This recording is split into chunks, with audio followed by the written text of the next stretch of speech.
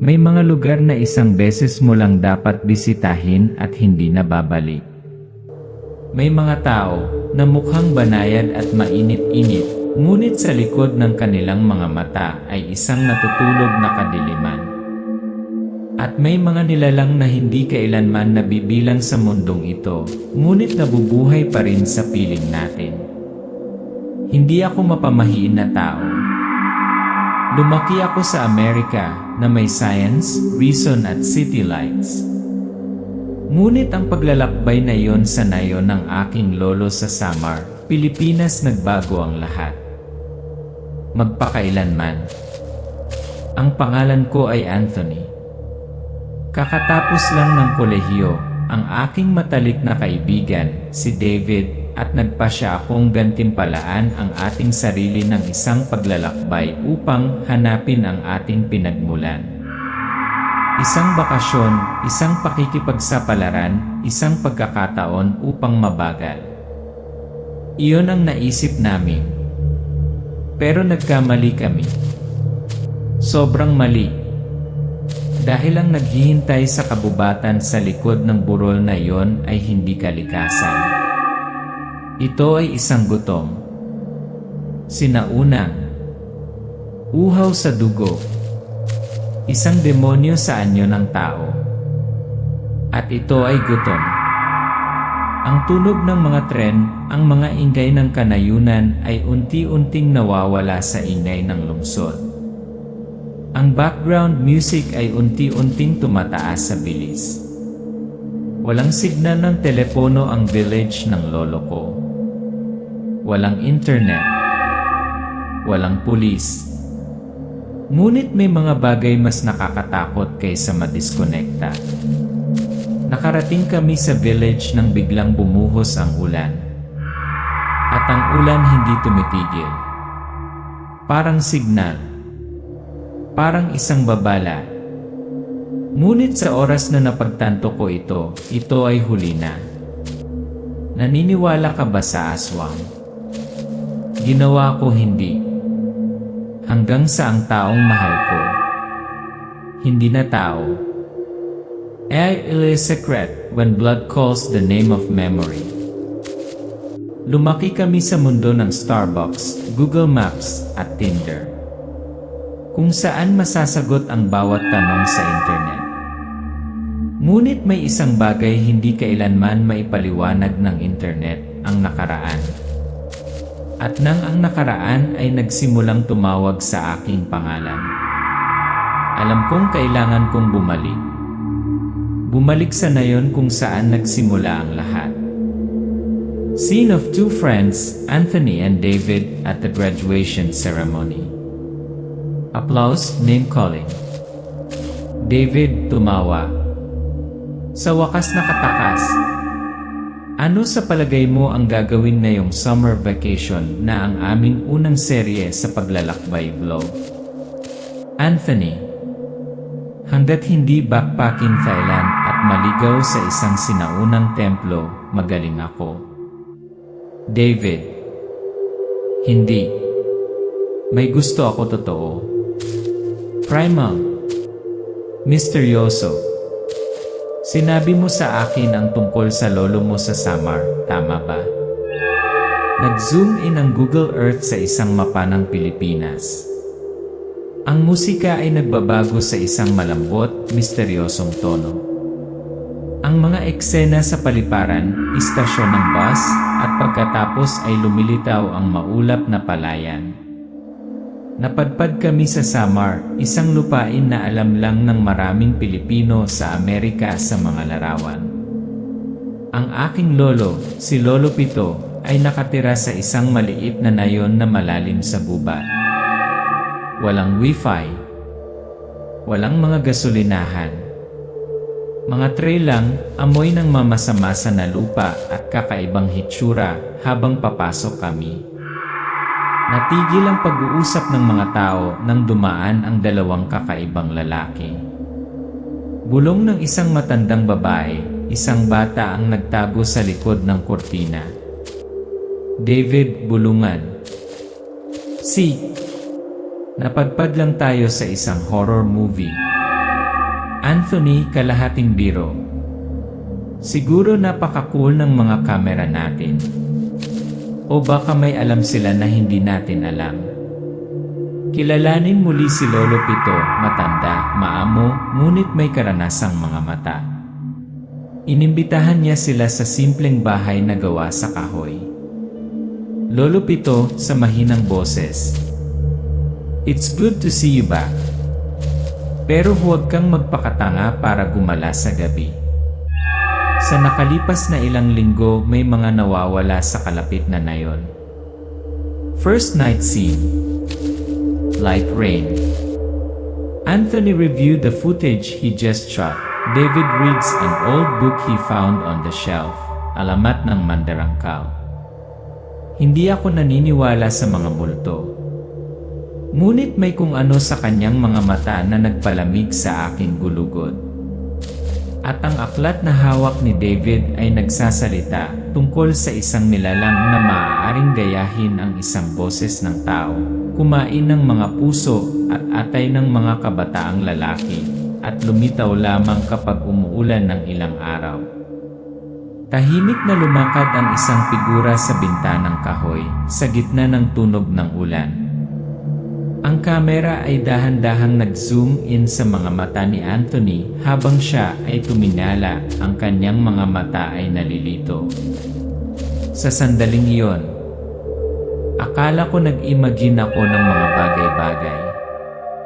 Ngunit mula sa sandaling iyon, alam ko, ang bakasyong ito ay hindi magtatapos sa isang travel video. Ngunit sa dugo, luha at isang pamamaril na hindi namin pinaghandaan. Nakilala ko siya kahit na matapos ang lahat ng mga taon na ito.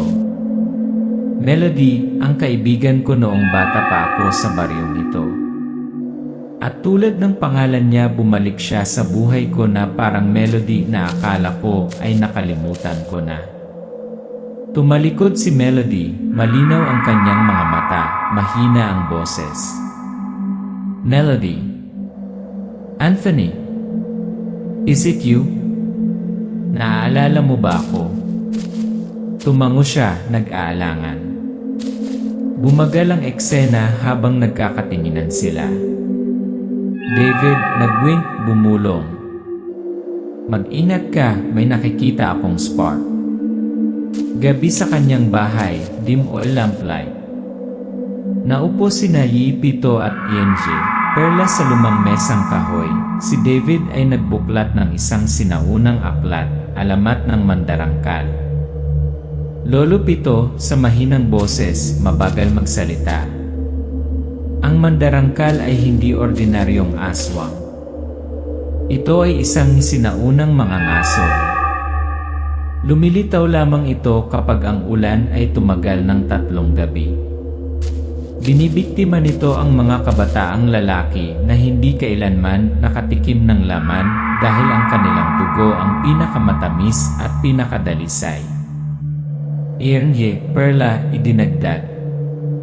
Ikaw at ako ay nakaharap nito minsan. Noong dekada 80. Akala namin napatay na namin ito. Pero parang bumalik na. Isang asong nayon ang natagpo ang patay kinaumagahan, nanlambot, mapuputi ang mga mata. Melody, natatakot. Ganito nag-iwan ng marka ang Mandarangkal. Una mga hayop, pagkatapos ay mga tao. Isang matandang babae sa nayon ang umiiyak dahil hindi pa bumabalik ang kanyang anak, nawawala pagkatapos pumunta sa kabubatan. Titignan ni Anthony ang kanyang telepono, signal. Itinaas ni David ang telepono ng mataas, wala pa ring signal. David. What the hell? Nagtrabaho ito kahapon. Anthony ay nagsabi. Ang pakiramdam na nahiwalay sa modernong mundo ay hindi kaaya-aya. Pero ang pinaka nakakatakot ay yung pakiramdam hindi tayo nag-isa. Isang hapon, pinangunahan ni Melody ang grupo upang mamitas ng mga dahong panggamot sa kabubatan malapit sa nayon. Ang sikat ng araw ay sumasala sa mga puno. Mula sa malayo, lumilitaw ang isa pang batang babae, kaakit-akit, mahabang buhok, malambot, lumulutang na lakad. Danica. Hello guys, first time sa village, diba? Matagal ang tingin ni Danica kay Anthony. Anthony sasabi. Napakaganda niya. Pero may isang bagay na hindi ako mapalagay. Hindi umabot sa kanyang mga mata ang kanyang ngiti. At ang kanyang titig na parang kilala niya ako sa nakaraang buhay. Nang gabing iyon, nakita ni Anthony si Danica na nakatayo sa labas ng gate. Ang kanyang buhok ay bahagyang umiihip sa hangin. Niyaya niya itong mamasyal.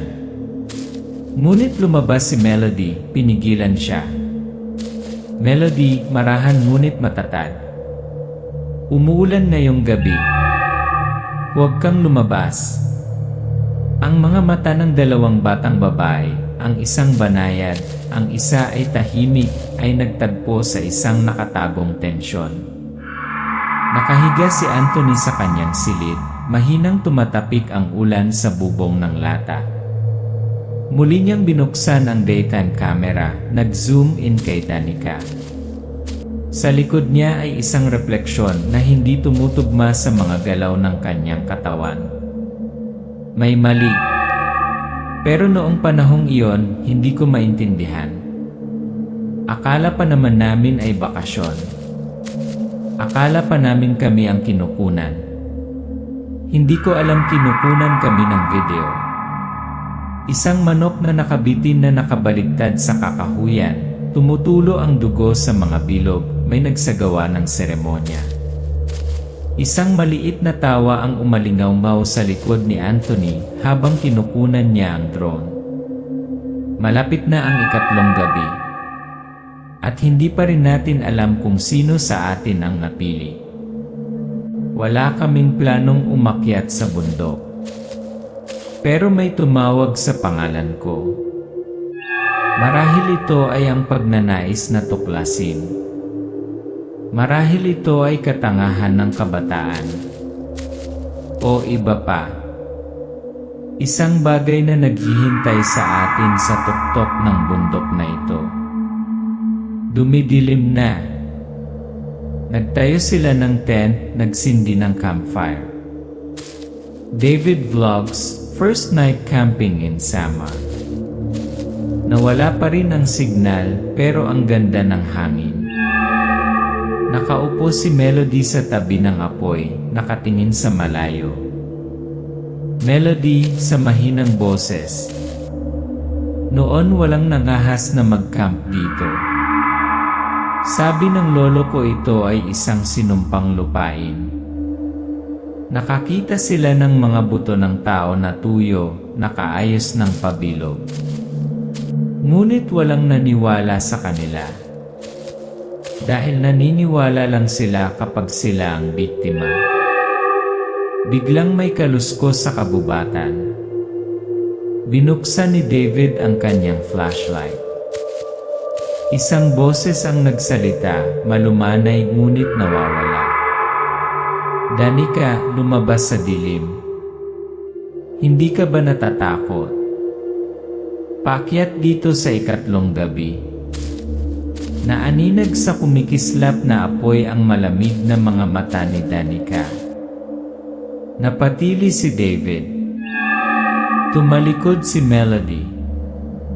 Lalong lumaki ang tensyon. Si Danica ang nagkusa na umupo malapit kay Anthony, hinawakan ang mga balikat, nakangiti. May ibinulong siya sa tenga niya na ikinagigil ni Anthony. Danica, ang ganda ng view pero may mas maganda pang naghihintay sa ilalim ng lupa. Gusto mo bang makita yung kuweba na walang nangahas na iguhit sa mapa? She said it. Parang invitation. Pero hindi ako sumagot. Nakita ko lang mata ni Melody. Hindi galit, hindi malungkot. basta natatakot. Hating gabi. Sumipol ang hangin sa mga puno. Namamatay ang apoy sa kampo. Nakatulog si Anthony. Binuksan niya ang kanyang mga mata sa kalagitnaan ng gabi, walang laman ang kampo. Wala na si David. Wala na rin si Melody. Tanging ang flashlight lang ang kumikislap sa malayo sa kakahuyan. Wala akong narinig na sigaw. Wala akong nakitang senyales ng away. Tanging katahimikan. Isang hindi pangkaraniwang katahimikan. Sinusundan ni Anthony ang liwanag sa kakahuyan. Bumibilis ang kanyang paghinga. Bumibilis ang tibok ng kanyang puso. Natuklasan niya isang string ng mga anting-anting na gawa sa kahoy na nakasabit sa sanga ng puno, isang pamilyar na senyales na sinabi sa kanya ni Pito. Ang isang piraso ng papel na nabasa ng dugo ay nakahiga sa isang bilog ng mga bato. Sa ilalim ay nakaukit, sa ilalim ng paanan ng burol, kung saan ang lupa ay guwang, ang dyablo ay natutulog. Lumuhod siya, tinitignang mabuti ang lupa sa ilalim ng kanyang mga paa, may bahagyang pagkalumbay. Itinutulak niya ang lupa gamit ang kanyang kamay, lumilitaw ang isang maliit na butas, sapat na malaki para sa isang tao na gumapang. Humampas ang malamig na hangin sa kanyang mukha. Binuksan niya ang flashlight, sumikat ang liwanag sa isang bangin na inukit na may puso ng tao na hinugot. Nakita ko ang kuweba, ang guwang na tiyan nitong bundok. At alam ko kung mag-isa akong pumasok doon, baka hindi na ako babalik. Nagising si Melody sa dilim, dilat ang mga mata. Nakatali si David ng mga baging, nakabusangot ang bibig, nagpanik ang mga mata. Nakatayo si Danica sa tabi ng isang malabong figura, walang mukha, ngunit mahahabang mga kuko at mga mata na sumasalamin sa liwanag ng apoy. Bumalik si Anthony sa kampo, kinuha ang pilak na punyal na bigay ni Pito. Nanginginig ang mga kamay niya. Hindi ko na masabi kung ano ang totoo, kung ano ang isang ilusyon. Melody, Danica, David, sino ang nagsasabi ng totoo? Sino ang biktima? At sino ang nangangaso? Naglakad si Anthony patungo sa kuweba. Ang flashlight ay kumikislap, ang hangin ay naging sipol, at isang bulong na tinawag ang kanyang pangalan ang umalingaw-ngaw sa kuweba. Anthony. Anthony, pasok ka, naghihintay ako Napabuntong hininga si Anthony, bumalik sa nayon matapos matuklasan ang kuweba. Kumakatok siya sa pintuan ng kanyang lolo sa pagbuhos ng ulan. Ang eksena sa bahay, tahimik na nakikinig sina Pito at Resperla. Anthony, nanginginig. Nakita ko ang kuweba. May simbolo, may dugo. Melody at David, buhay sila, ngunit hindi nagtagal. Lolo Pito, kinuha ang pilak na punyal. So gising na siya. Akala ko hindi ko nakakailanganin pang humawak ng kutsilyo sa buhay ko, pero sa pagkakataong ito, kung hindi ako aalis, wala nang matitira para protektahan ang nayong ito. Maghanda ng mga sandata, sagradong pakete ng asin, anting-anting sa kabubatan, pilak na kutsilyo. Lahat ng tatlo ay nakasuot ng kapote, lumakad patungo sa yungib sa gitna ng kulog at kidlat. Ang anggulo ng eroplano mula sa itaas ay nagpapakita ng maliit na grupo na tahimik na pumapasok sa bundok. Anthony ay nagsabi, "Hindi ko alam kung bakit hindi ako tumakas. Siguro dahil sa pagkakaibigan. Siguro dahil sa pag-ibig. Oh, masyado akong nagalit." At malalaman ni Mandarangkal, hindi madaling lunukin ang galit ng tao.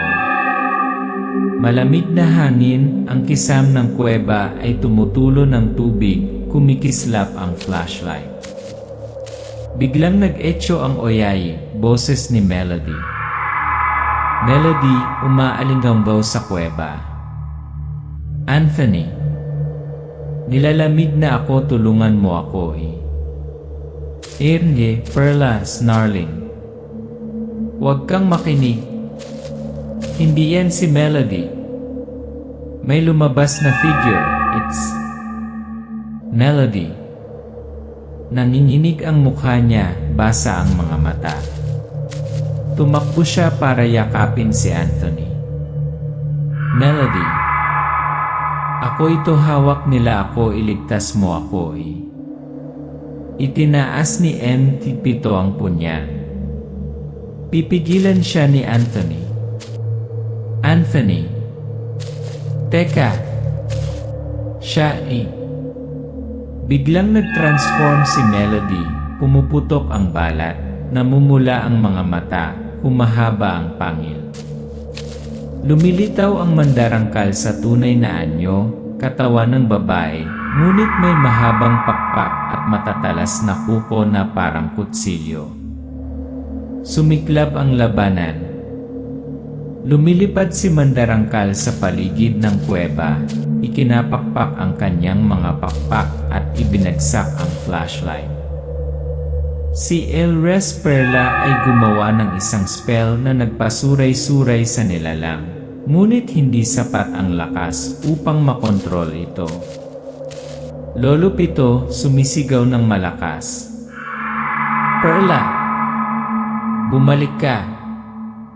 Ihagis si Kimra Perla sa bangin. Dugo ang umaagos. Huling hininga niya, bahagyang ngumiti. "Elra, Perla. Sulit na ang mamatay muli." Screams Anthony, charging into battle. Pito is hit, ila de aswang's claws, blood gushes from his shoulder. Si Anthony ay itinulak pababa, halos mawala ang kanyang kutsilyo. Lumabas si Danica mula sa likod ng bato, gulo-gulo ang buhok, ligaw ang mga mata. Lakad siya palapit kay Anthony. "Danica, pabulong. Bakit hindi mo hinayaang piliin ka nito? Espesyal ka, mabango ka buka. Ganyan din ako noon. Pero pinili ko na maging bahagi nito." Lalapit si Danica na may mahabang pako, handang sasaksakin. Buong lakas na ibinato ni si Pito ang pilak na punyal kay Anthony. "Lolo Pito, ngayon na ang oras, piliin mo ang iyong landas." Hinara ni Anthony ang kutsilyo, tumalikod at sinaksak ng diretsyo sa dibdib si Danica. Sumirit ito at naging itim na usok at nawala. Umuungol si Mandarangkal, parang sugatan, nararamdaman ang pagkawala ng kanyang tapat na lingkod. Bumaling si Anthony, tumingin ng diretsyo sa mga mata ng nilalang. Sa sandaling ito, umuunggal ito at sumisingil. Si Anthony ay dumudulas sa mabatong dalisdis, umiwas sa mga kuko, gumulong, pagkatapos ay tumalon, humihingal. Tinatakpan ng anino ni Mandarangkal ang kanyang ulo. Itinaas niya ang punyal, tinutukan ang dibdib, sinasaksak ng husto. Mataas na tili, kumikislap na pilak na ilaw, pagkatapos tahimik ang lahat. A beat of silence. The cave is dark. Anthony remains, and Peter collapses against the cliff. His trembling hand touches his grandson's. Niyakap siya ni Anthony habang umiiyak. Lolo Pito, pabulong. Iyong iniligtas ang nayon at iniligtas ang iyong kaluluwa.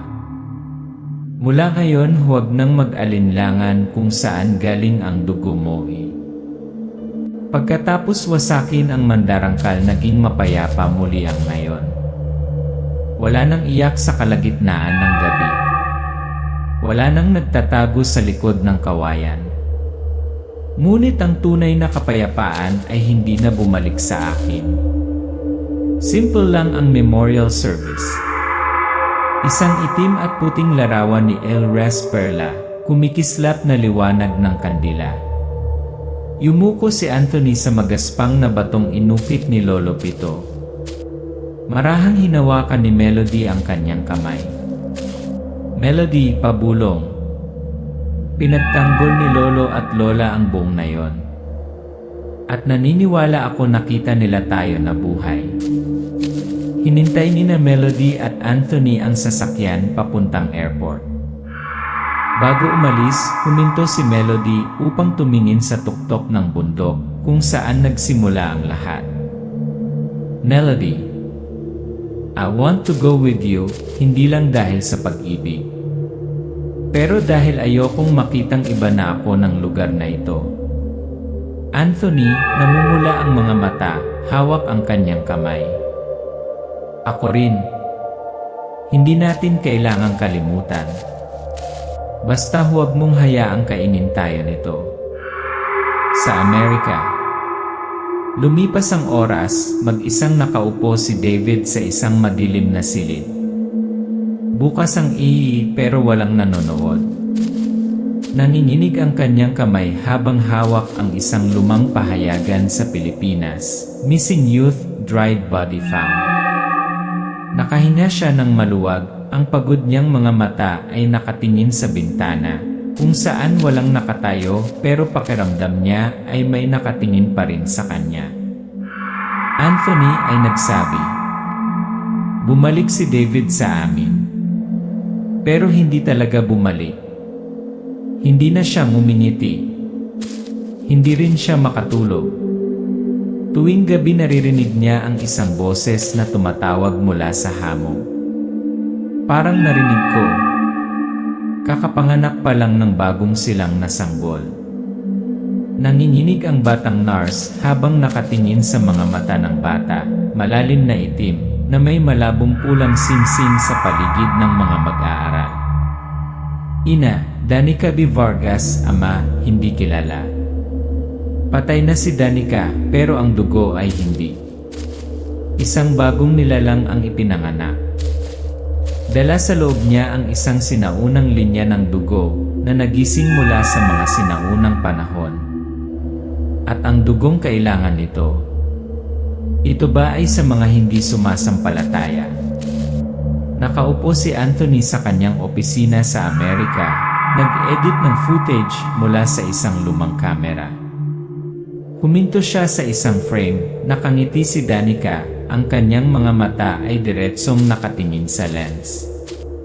Siya ay nag-rewind at napagtanto na ang mga mata na iyon ay ang parehong mga mata ng bagong panganak na sanggol sa larawan sa pahayagan. Nagiging itim ang screen.